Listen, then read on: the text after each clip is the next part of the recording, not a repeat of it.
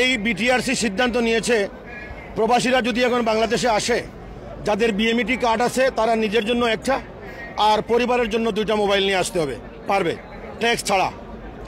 আর যাদের BMET card নাই তারা নিজের জন্য একটা আর পরিবারের জন্য একটা, দুইটা মোবাইল নিয়ে আসতে পারবে।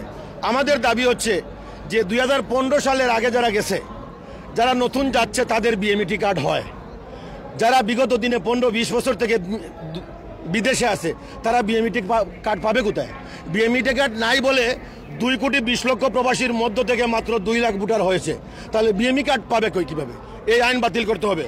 আমরা বিএমইটি কার্ড ছাড়া প্রত্যেক প্রবাসী নিজের জন্য একটা এবং পরিবারের জন্য 3টা মোবাইল নিয়ে আসতে চাই।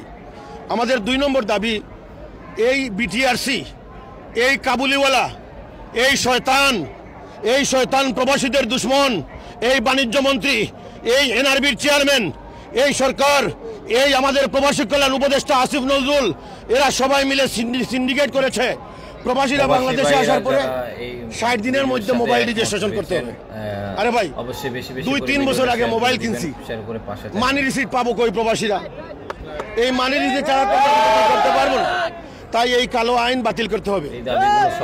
এই প্রবাসীরা 2 মাস না, প্রবাসীরা 6 মাস থাকবে, এটা পৃথিবীর কোনো দেশে আইন নাই। এটা 200টা দেশের প্রবাসী থাকে, কোনো দেশে আইন নাই। এই প্রবাসীরা ইয়েলো সিগন্যাল দিবে আগামী মাসে রেমিটেন্স শাটডাউন।